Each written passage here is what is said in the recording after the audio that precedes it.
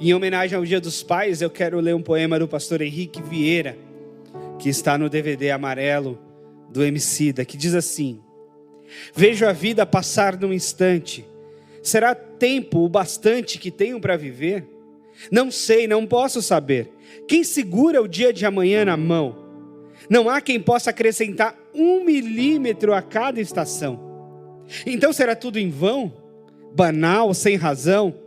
Seria assim, se não fosse o amor.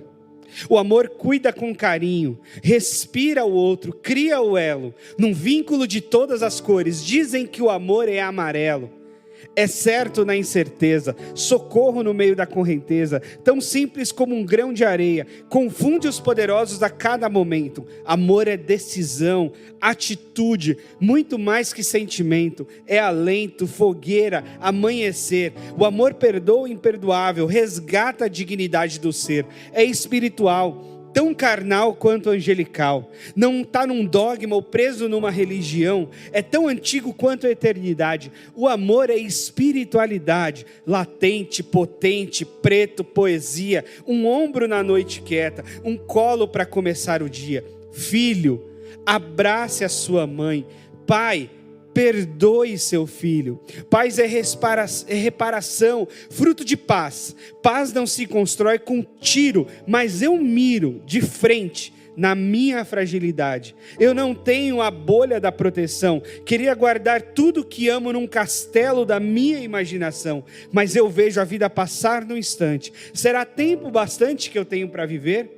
Eu não sei, eu não quero saber, mas enquanto houver amor, eu mudarei o curso da vida, farei um altar para a comunhão, até ver tudo ubuntu da emancipação, porque eu descobri o segredo que me faz humano, já não está mais o elo perdido, o amor é o segredo de tudo, e eu pinto tudo em amarelo.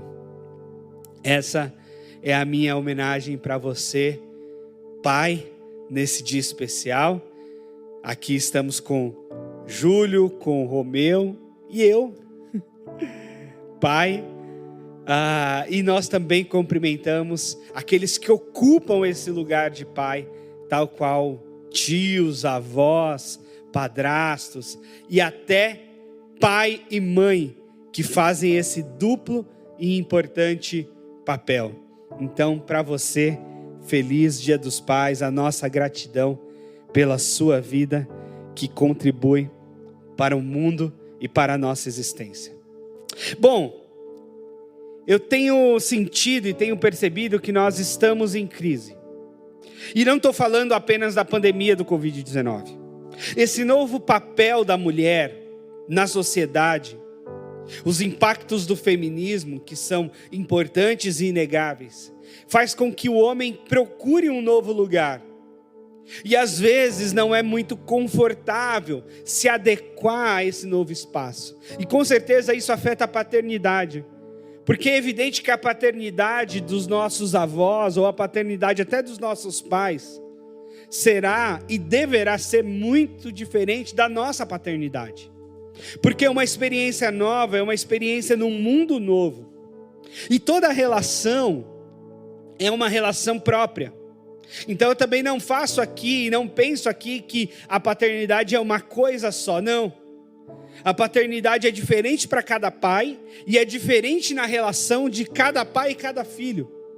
Porque tem a ver com o contexto, tem a ver com a casa, tem a ver com o momento de vida, tem a ver com os aprendizados dessa relação. Mas com certeza a Bíblia Sagrada nos traz princípios importantes e a história também nos ensina muita coisa.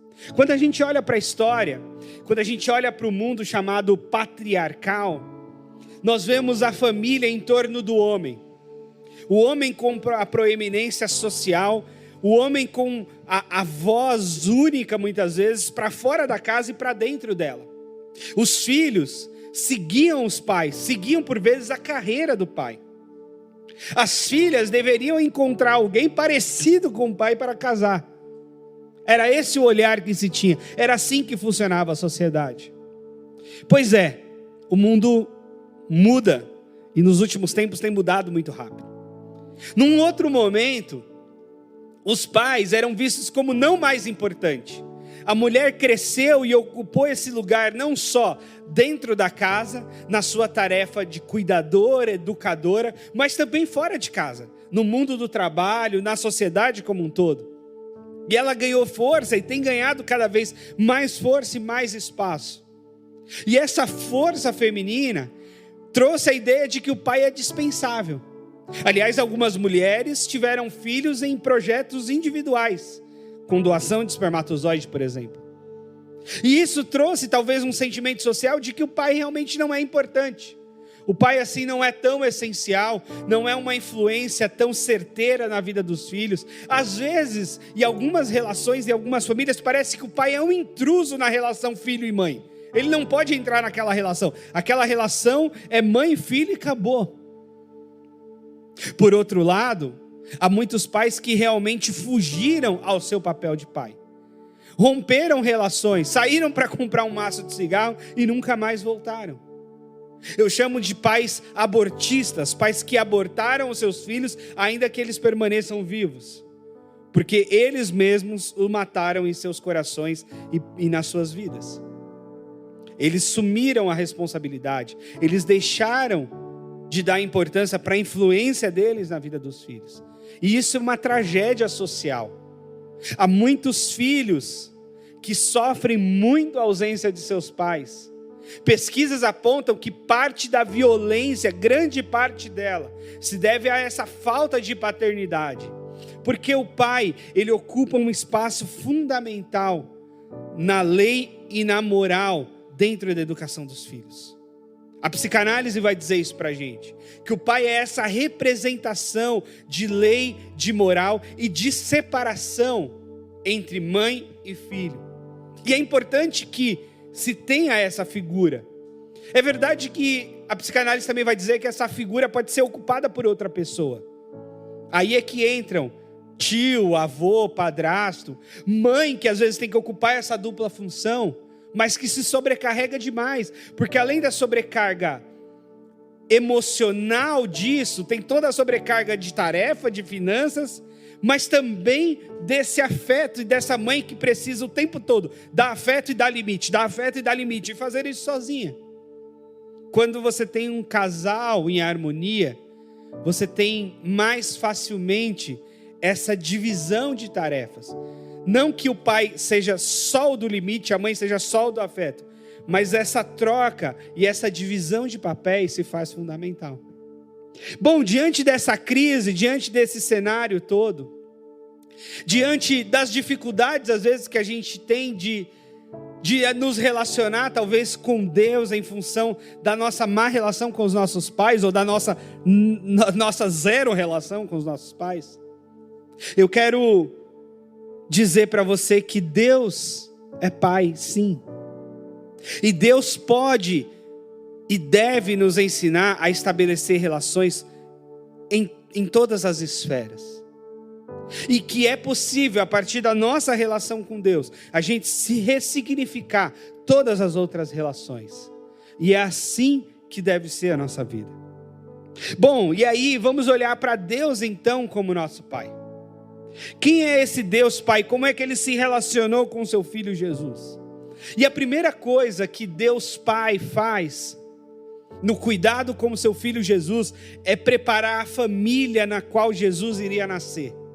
Preparar a casa, preparar o casal, preparar a família. Um pai responsável, um pai presente, um pai ativo. É interessante, né? A gente tem que ficar adjetivando pai, né? Presente, ativo. Mãe, você já sabe. Se você fala mãe, todo mundo já sabe, não precisa adjetivar. Porque mãe é presente, é ativa, é afetuosa.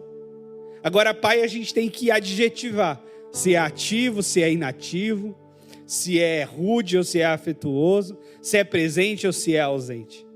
Bom, mas Deus como pai, ele prepara a casa, ele prepara a família, ele prepara o casal, ele manda um anjo falar com Maria.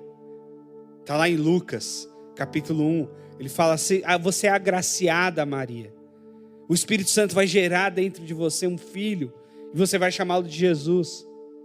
Também ele faz isso com José no capítulo 1 de Mateus, quando José se sente traído por Maria, acha que ela engravidou numa traição a ele.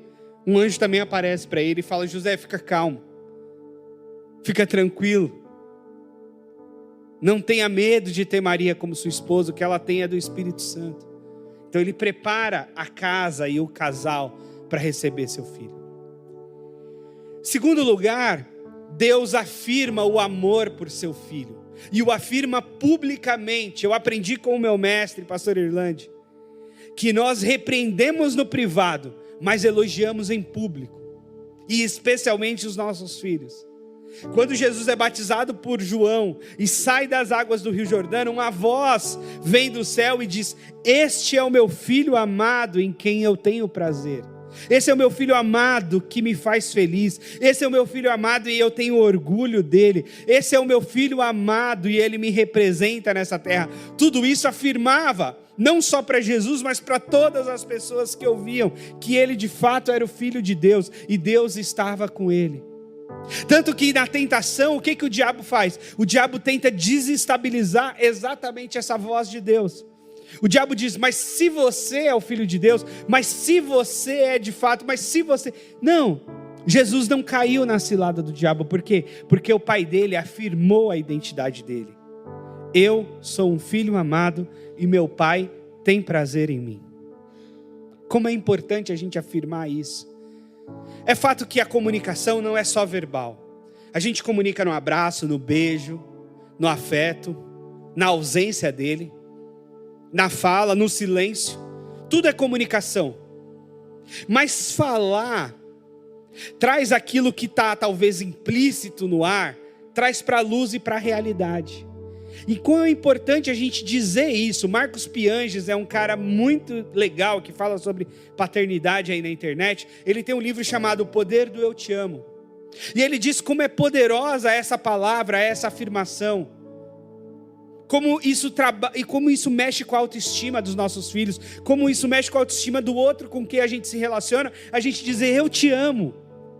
E assumir o compromisso da força dessa frase. Como é importante dizermos isso aos nossos filhos. E dizermos que nós temos prazer na vida deles. Que eles nos fazem felizes. Que nós somos alegres em tê-los. E Jesus ouviu isso do seu pai. E ouviu publicamente. Para todo mundo ouvir: você é o meu filho amado. Eu tenho prazer em você. Está lá em Mateus 3,17. A terceira coisa é que Jesus, na relação com seu pai, ele aprende a obediência pela coerência do pai. Olha só o que ele diz em João 5,19. Jesus deu essa resposta: eu digo verdadeiramente que o filho não faz nada de si mesmo, só pode fazer o que vê o pai fazer, porque o pai faz e o filho faz também. Como é importante a obediência do filho a partir da coerência do pai. E como é trágico a incoerência do pai, que depois quer cobrar a obediência do filho. É muito complicado isso. É muito complicado o pai fumante dizer: filho, não fume. É muito complicado o pai violento dizer: filho, não seja violento. É muito complicado o pai rude dizer: filho, seja educado. É muito complicado. Meu pai tinha essa coisa: faço o que eu mando, mas não faço o que eu faço. Não funciona. Simplesmente não funciona. Talvez algo de mais precioso que a gente possa transmitir aos nossos filhos é a coerência. Filho, ame a Deus, mas você nunca viu seu pai orando. Filho, ame a igreja, mas você nunca viu seu pai preocupado com a igreja. Filho, ame as pessoas, mas você nunca viu seu pai amando as pessoas. Não funciona. Agora Jesus, ele diz: eu faço aquilo que eu vi meu pai fazer. Eu faço aquilo que eu vejo no meu pai. Eu e meu pai estamos juntos nessa. Então nós temos a grande responsabilidade como pais de oferecer coerência, de oferecer espelho, de oferecer referência, de oferecer modelo para os nossos filhos. Eu sei, é muito desafiador isso.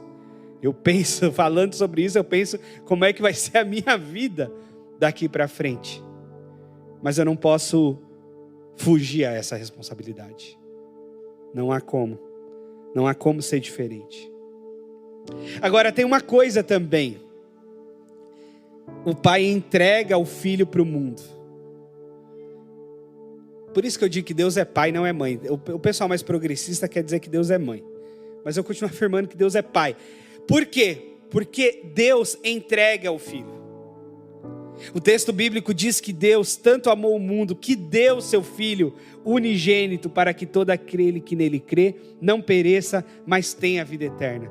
Se Deus fosse mãe, Deus não entregava Jesus na cruz. Se Deus fosse mãe, Deus diria, que se exploda o universo. Meu filho vai ficar aqui comigo. Meu filho não vai morrer por esse bando de pecadores por aí. O meu não. Os dos outros que morra eles. O meu vai ficar comigo. E é interessante isso, porque o pai é esse que lança o filho no mundo. O pai é esse que interpõe a separação entre mãe e filho, porque eles nascem grudados, né? A criança demora a saber que ela não é uma com a mãe. E o pai, ele tem que entrar no meio dessa relação mesmo. E dizer, olha, sua mãe é uma pessoa e você é outra pessoa. E inclusive, a sua mãe é minha esposa. Não é sua mulher. Essa psicanálise vai dizer que é o tal do complexo de Édipo. Ele intervém, o homem intervém nessa relação e separa. E mais, o homem lança o filho para o mundo. E enquanto a mãe coloca o filho debaixo do cobertor, enquanto a mãe coloca o filho aqui no acalento, no colo, segura, não quer deixar sair, põe no quarto e tal, o pai coloca para fora. Lá em casa nós somos um casal clássico desse. A Cris enche o Estevão de roupa, liga o aquecedor e fica com ele no colo. Aí o que eu faço? Eu quero levar ele para academia, eu quero levar ele no mercado, eu levo ele na feira esses dias, eu ponho ele num canguru, eu quero sair, eu quero mostrar a rua, eu quero mostrar as pessoas, eu quero mostrar as flores, as plantas, o mundo para ele. Eu quero mostrar os esportes, eu queria que ele ficasse assistindo as Olimpíadas. Eu falei para ele que com 13 anos uma menina já ganhou medalha de prata, não espero nada menos dele. Então, ele que se prepare. O pai é esse que lança o filho no mundo, que apresenta o mundo para esse filho e desafia. Se a mãe tem medo e segura esse filho no colo, o pai tira do colo da mãe e diz, vai filho, o mundo é seu, toma lugar. E Deus faz isso com Jesus. Deus coloca Jesus no mundo e Deus deixa Jesus se sacrificar. Eu sei, a mãe não gosta que o filho se sacrifique. A Cris cuida do Estevão assim para ele fazer o mínimo esforço, para ele ficar só no colinho tranquilo.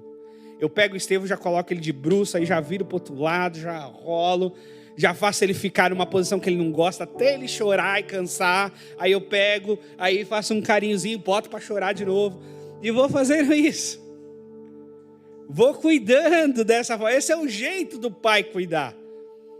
É um jeito diferente mesmo. A gente, nesse novo lugar do homem na sociedade, a gente não tem que ser igual à mulher. E nem temos que disputar lugar com a mulher.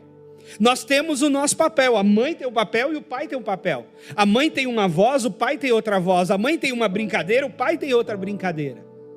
E é nessa dinâmica que deve ser a parceria. E Deus é esse pai que entrega o filho. Deixa o filho correr risco. Deixa o filho se sacrificar. Deixa o filho ir para a cruz, inclusive. Coisa que mãe nenhuma faria, mas o pai deixa rolar. É esse que faz. Imagina, né? Deus manda Abraão sacrificar Isaac. Imagina se ele tivesse falado com a Sara. Não tinha ido para o sacrifício. Ele ficou quietinho, né? É assim que pai faz. Tem que fazer quietinho para a mãe saber certas coisas. Agora, é verdade e é importante também que o pai nunca abandone o seu filho. Essa voz, você é meu filho amado, em quem me comprazo, precisa acompanhar o filho por toda a vida. Ela é muito, muito importante. E mesmo quando Jesus morre, E ele tem um sentimento de abandono, porque Jesus diz: Deus meu, por que me abandonaste? Ele tem um sentimento de abandono. O texto bíblico vai dizer que, prevendo isso, falando da ressurreição de Cristo, diz que Cristo não foi abandonado do sepulcro e o seu corpo não sofreu decomposição, porque Deus o ressuscitou dentre os mortos. E nós somos testemunhas desse fato. Alguém perguntou para o teólogo: onde estava Deus quando Jesus morreu na cruz? E ele disse: estava morrendo junto com ele. A Trindade Santa estava em sacrifício por toda a humanidade. E é essa Trindade Santa que também ressuscita. É esse Pai que ressuscita o Filho, sem ele ter tido decomposição do próprio corpo. Nós temos de estar juntos até o fim com os nossos filhos. É fundamental a presença.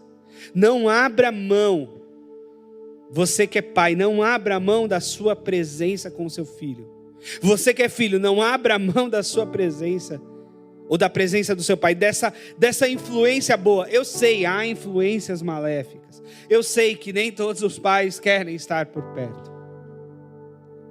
Mas no que depender de você, dê passos para essa proximidade.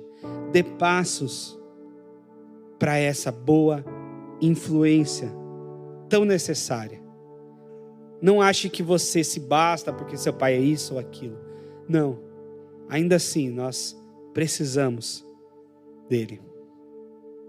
E por fim, o texto bíblico mostra para a gente que o pai premia o filho e lhe delega a autoridade máxima. Mateus, Jesus já ressurreto diz: foi-me dada toda a autoridade no céu e na terra.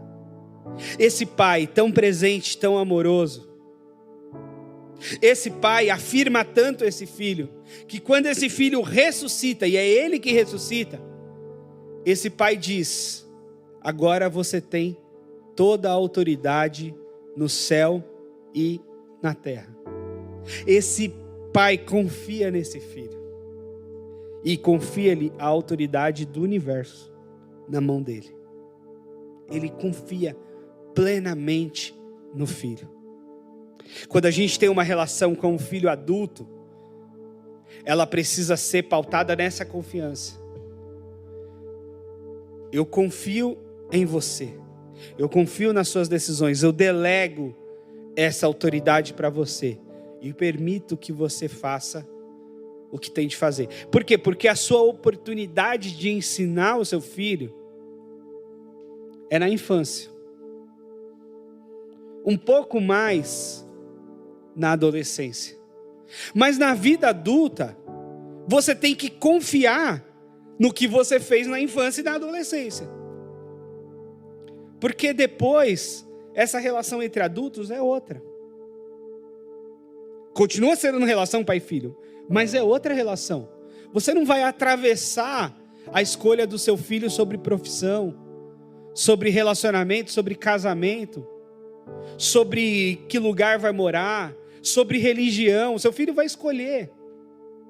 Agora, você tem que confiar no trabalho que você fez até os 18 anos. Você tem que confiar que o que você fez foi bem feito. De forma que na vida adulta, você possa dizer: filho, filha, eu confio em você. Não se esqueça dessa nossa jornada até aqui. Mas depois de tudo que a gente viveu até aqui, agora o que eu posso dizer é: Deus te abençoe, Deus te dê sabedoria para você decidir. E eu vou estar aqui. Mas decida considerando essa nossa história juntos. Esses nossos aprendizados, esses nossos ensinamentos. Mas de fato, na vida adulta é a gente que decide. E a gente precisa confiar. E Deus confia em seu Filho Jesus. E lhe delega toda a autoridade do universo. Portanto, lembre-se do que acabamos de conversar.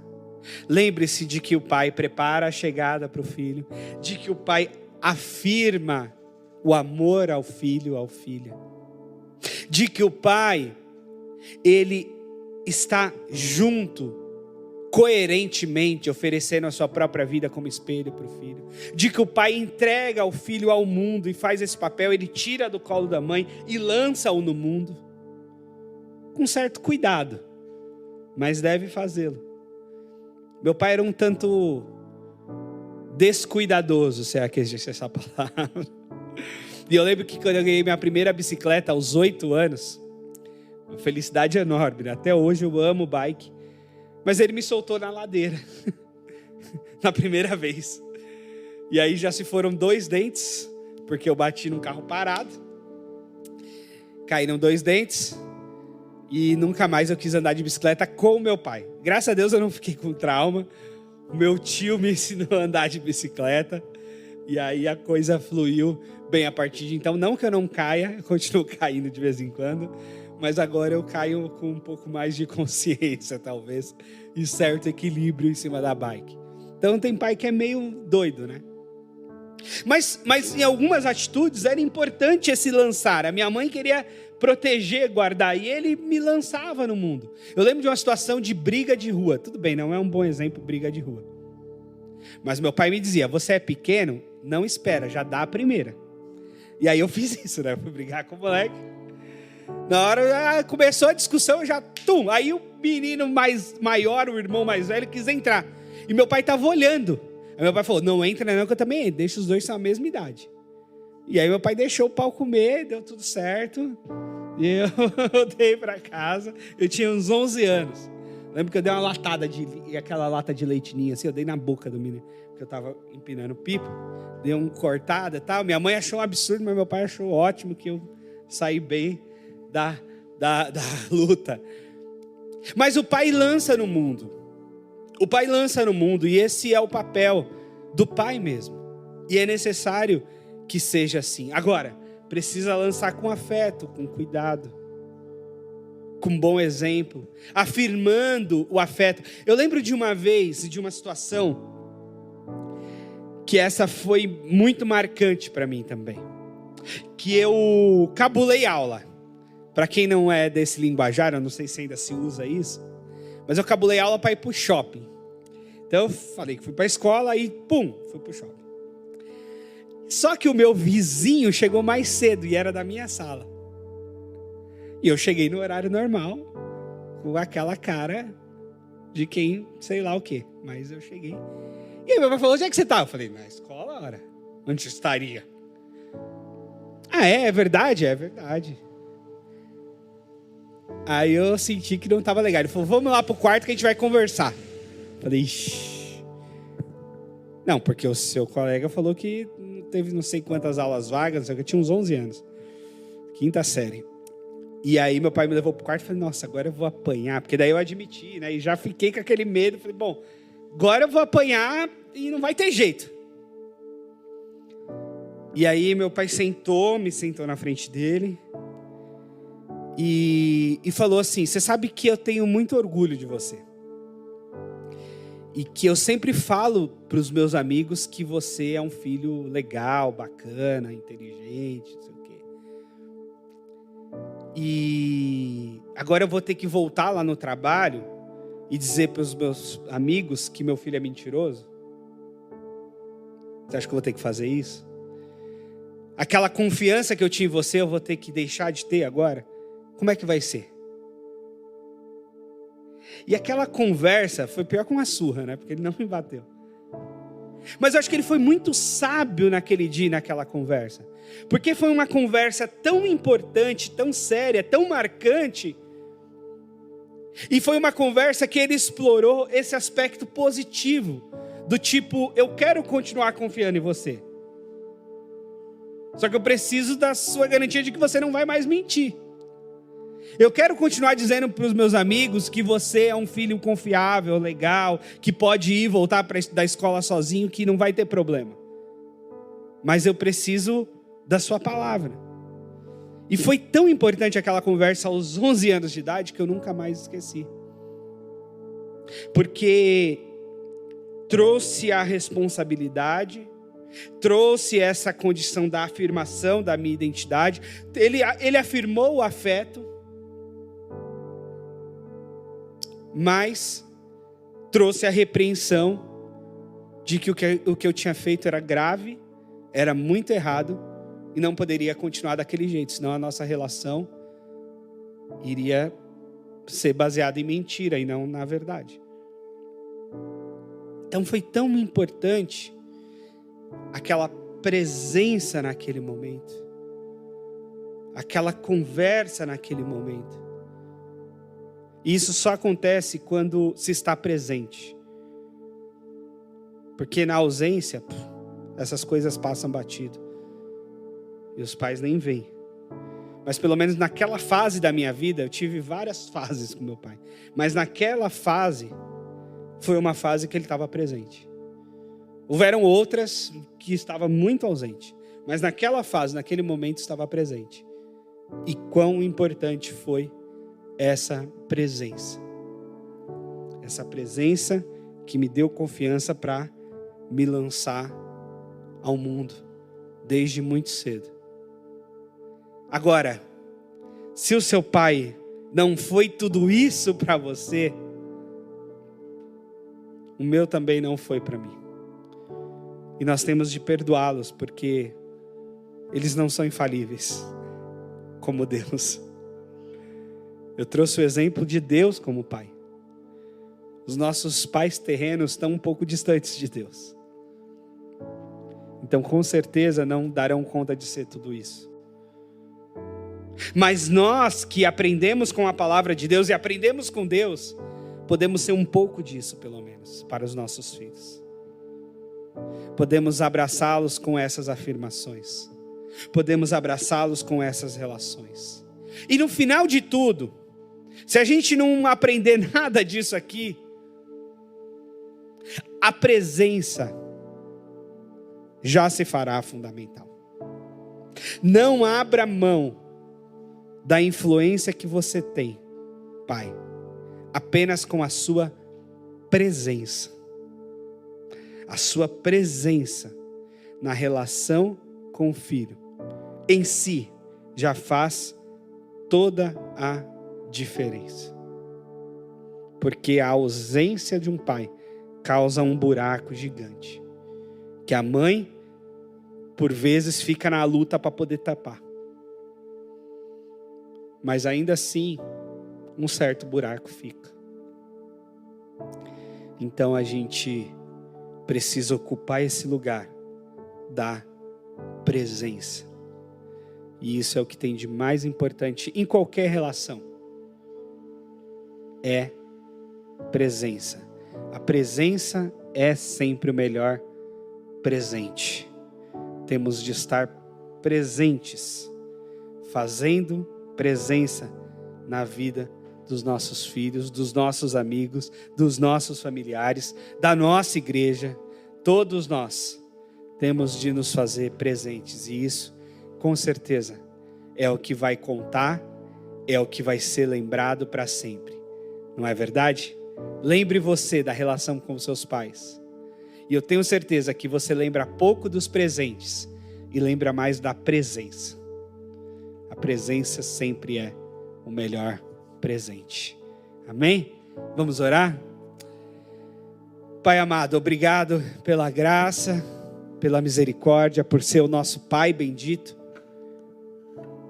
que nos protege, que cuida de nós, que afirma o teu amor por nós, a tua confiança em nós. E que os nossos pais aqui da terra aprendam contigo, Senhor, a serem pais divinamente orientados pelo Senhor. E que o Senhor dê força aos filhos para que possam honrar os seus pais aqui na terra. E para que possam trilhar um caminho na presença deles ou até na ausência. Quando isso acontecer, que ainda assim a gente consiga nos relacionar, perdoar e seguir adiante. No nome santo de Jesus eu te peço e te agradeço. Amém.